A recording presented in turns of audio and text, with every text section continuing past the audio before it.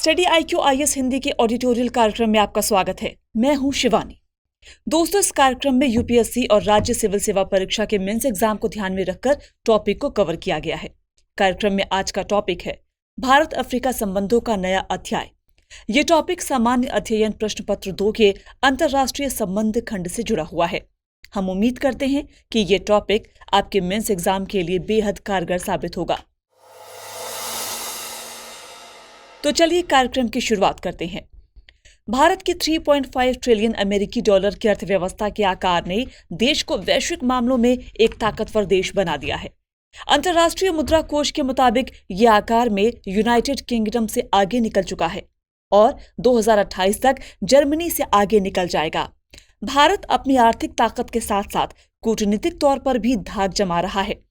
रूस यूक्रेन संघर्ष पर अपनी मजबूत स्थिति, कोविड-19 भेदभाव के खिलाफ प्रतिक्रिया के साथ जलवायु और व्यापार के मुद्दों पर स्पष्ट दृष्टिकोण 21वीं सदी के दूसरे दशक में भारत के नए अंदाज को दर्शाता है। इसके अलावा उभरते भारत का अफ्रीका पर भी तेजी से प्रभाव दिखाई दे रहा है। फिलहाल भारत अफ्रीकी संबंधों में मजबूती आ रही है और आने वाले समय में दोनों देशों के संबंध एक नया अध्याय लिख सकते हैं। और वैसे इसकी शुरुआत हो भी गई है। इस संदर्भ में विवेकानंद इंटरनेशनल फाउंडेशन द्वारा स्थापित 20 सदस्यीय अफ्रीकी विशेषज्ञ समूह यानी AEG ने हाल ही में भारत अफ्रीका साझेदारी, उपलब्धियां, चुनौतियां और रोड मैप 2030 शीर्षक से VIF रिपोर्ट जारी की है।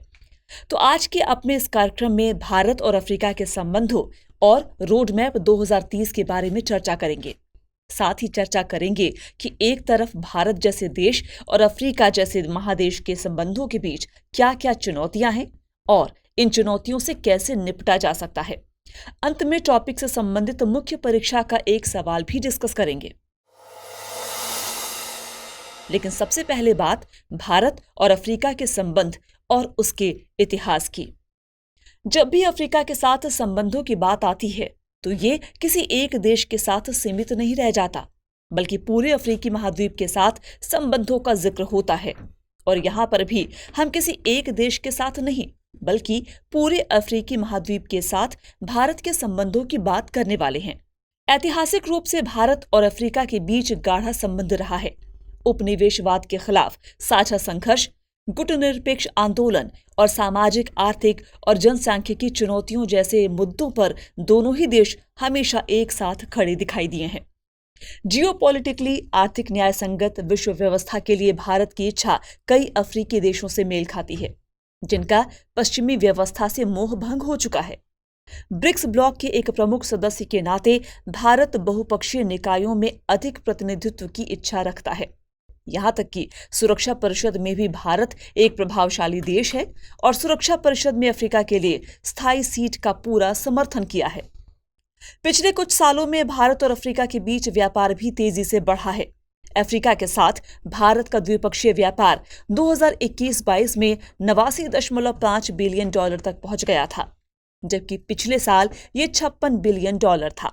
भारत अफ्रीका को पेट्रोलियम उत्पाद, मेडिकल और फार्मास्यूटिकल उत्पाद, वाहन, अनाज और स्टील आदि का निर्यात करता है, जबकि अफ्रीका के 2 देश दक्षिण अफ्रीका और घाना भारत को सोना निर्यात करने वाले शीर्ष देशों में से एक हैं। वैश्विक नजरिए से भारत का उदय अनिवार्य रूप से अफ्रीका के साथ साझेदारी से जुड़ा हुआ है। पिछले 15 सालों में और विशेष रूप से 2014 के बाद से भारत अफ्रीका संबंध लगातार विकसित हुए हैं। इनमें और अधिक प्रगति हासिल की जा सकती है। तो चलिए इस दिशा में सबसे पहले समझते हैं कि हाल ही में जारी VIF रिपोर्ट क्या कहती है।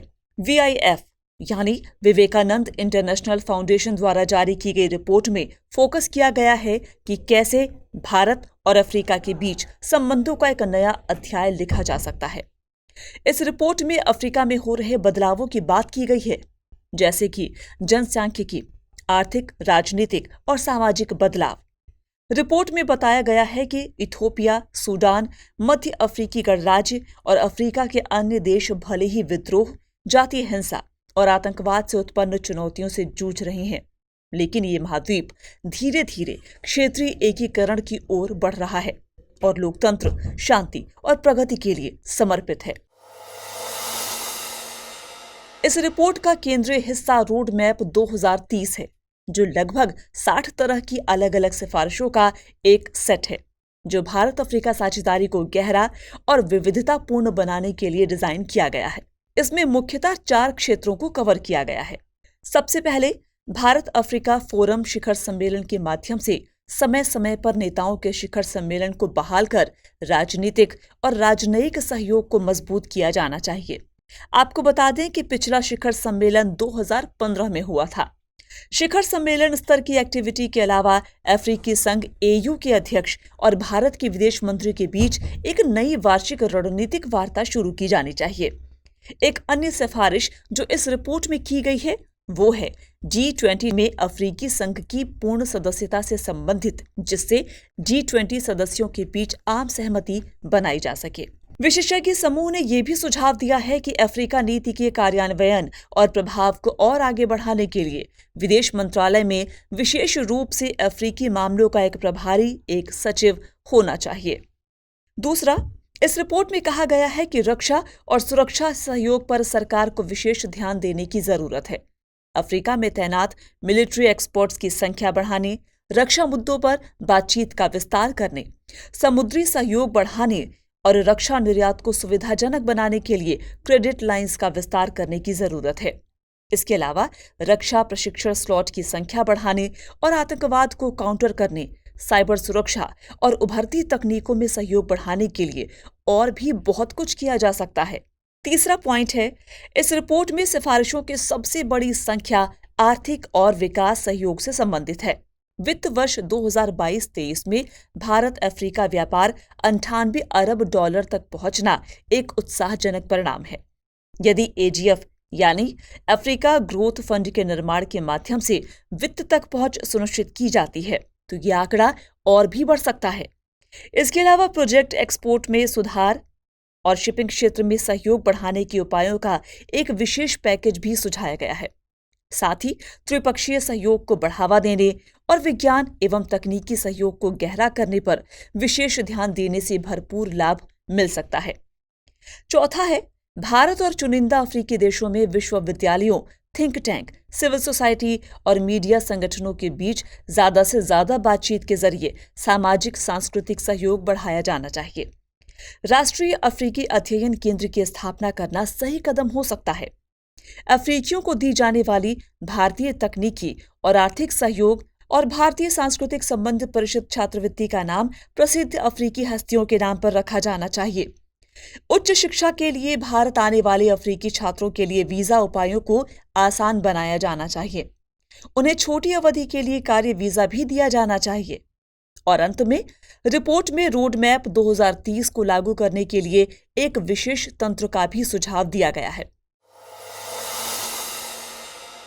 लेकिन इन संभावनाओं के बाद भी कुछ चुनौतियां हैं जिनसे मुंह नहीं मोड़ा जा सकता। वर्तमान में भारत और अफ्रीका के संबंधों में प्रमुख चुनौती चीन की विस्तारवादी नीति से मिल रही है। चीन अफ्रीकी देशों को सस्ते ऋण देकर उन्हें अपने ऋण जाल में फंसा रहा है। चीन अफ्रीकी देशों में अपने सैन्य अड्डे भी बना रहा है। इनका इस्तेमाल वो भारत के विरोध में भी कर सकता है। उसने जिबूती में अपना मिलिट्री बेस भी बना रखा है। दूसरी चुनौती आंतरिक है। वर्तमान में विभिन्न अफ्रीकी देशों में गृह युद्ध की समस्या बनी हुई है, जो अफ्रीका और भारत के संबंधों में रुकावट डाल रही है।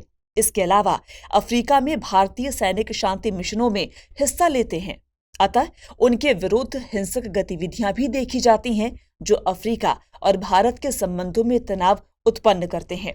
अरब सागर में हॉर्न ऑफ अफ्रीका के आसपास भारतीय जहाजों को लूट लिया जाता है, जो संबंधों को सुधारने के बजाय और बिगाड़ देते हैं। भारतीय मूल के लोगों के साथ होने वाला नस्लीय भेदभाव भी दोनों क्षेत्रों के बीच तनाव उत्पन्न करता है। इसके अलावा नस्लवाद जैसे मुद्दे दोनों देशों के बीच समस्या और तनाव को और ज्यादा बढ़ा देते हैं। जैसे कि नई दिल्ली में नाइजीरियाई छात्रों पर हमलों की खबरें अक्सर आती रहती हैं। साथ ही लोगों के बीच आपसी संपर्कों को आगे बढ़ाने का भारत का ट्रैक रिकॉर्ड बेहद अपर्याप्त रहा है। इसके अलावा हाल ही में गाम्बिया में हुए made in India cough syrup घोटाले ने अफ्रीका में भारतीय प्रतिष्ठा को भारी नुकसान पहुंचाया है। चिंता की एक बात यह भी है कि जैसे जैसे भारत की वैश्विक आकांक्षाएं बढ़ रही हैं, क्या ऐसे में भारत के पास अफ्रीका को प्राथमिकता के रूप में शामिल करने की इच्छा और क्षमता है? इंस्टीट्यूट फॉर सिक्योरिटी स्टडीज में अफ्रीकन फ्यूचर्स एंड इनोवेशन के प्रमुख जैकी सीलियर्स का मानना है कि भारत लगातार कूटनीतिक रूप से कमजोर प्रदर्शन कर रहा है और अफ्रीका में उसके हित बेहद ही कमजोर हैं। एक चुनौती जो फिलहाल उभर रही है वो है ऊर्जा संसाधनों और राष्ट्रीय सुरक्षा के लिए अपनी रणनीतिक पहुंच और प्रभाव के कारण हिंद महासागर एक प्रमुख युद्ध क्षेत्र बन गया है। ऐसे में चिंता का विषय है कि कैसे भारत और अफ्रीकी देश मिलकर इस क्षेत्र में शांति बनाए रखेंगे, क्योंकि हिंद महासागर भारत के लिए एक प्रमुख रणनीतिक क्षेत्र है। अगर इस क्षेत्र में कुछ भी गलत होता है तो इसका सीधा सीधा असर भारत पर भी पड़ सकता है। ऐसे में सवाल है कि इन चुनौतियों से निपटा कैसे जाए। इसके लिए भारत को अफ्रीका के विभिन्न मुद्दों पर काम करना होगा, जिससे अफ्रीका में विकास की हवा बह सके। भारत को अपने विश्वविद्यालयों में अफ्रीकी लोगों के विरुद्ध होने वाली हिंसा को रोकना होगा, जिससे दोनों देशों के बीच सांस्कृतिक संबंधों को मजबूत किया जा सके। भारत अफ्रीकी संघ आयोग को मुक्त व्यापार के लिए अपेक्षित ढांचा तैयार करने में मदद कर सकता है, जैसे सामान्य बाहरी शुल्क, प्रतिस्पर्धा नीति, बौद्धिक संपदा अधिकार वगैरह। आपको बता दें कि भारत ने कोविड-19 महामारी के दौरान अफ्रीका को वैक्सीन और अन्य उपकरण पहुंचाने में मदद की थी। अतः भारत स्वास्थ्य के क्षेत्र में अफ्रीका की और भी मदद कर सकता है। साथ ही भारत को ध्यान देना होगा कि जो दवाएं और अन्य उत्पाद अफ्रीका को भेजा जा रहा है वो उच्च गुणवत्ता वाला हो, क्योंकि किसी भी प्रकार की कोई शिकायत भारत की छवि को भारी नुकसान पहुंचा सकती है। सॉफ्ट पावर एक ऐसा उपकरण है जिसकी मदद से भारत अफ्रीका में अपनी पहुंच बढ़ा सकता है, क्योंकि सॉफ्ट पावर ही है जो लोगों की आपसी संपर्क को बढ़ावा देता है। इसलिए जितना ज्यादा हो सके भारत को अपनी सॉफ्ट पावर का विस्तार अफ्रीका में करना चाहिए। भारत और अफ्रीका के संबंध वर्तमान में सही राह पर हैं, लेकिन समस्याओं को भी अनदेखा नहीं किया जा सकता। वक्त रहते समस्याओं को द्विपक्षीय आधार पर निपटाना होगा, क्योंकि समस्याओं के साथ आगे बढ़ना वैसाखी के सहारे आगे बढ़ने के जैसा ही होगा। और अब चलिए अंत में टॉपिक पर आधारित मुख्य परीक्षा का एक सवाल नोट कर लेते हैं। वर्तमान परिदृश्य को ध्यान में रखते हुए भारत अफ्रीका संबंधों के बारे में विस्तार से चर्चा कीजिए। क्या रोड मैप 2030 दोनों के बीच संबंधों को एक नया आधार दे सकता है? उम्मीद है आज का ये टॉपिक आपके एग्जाम के लिहाज से आपके लिए बेहद कारगर साबित होगा।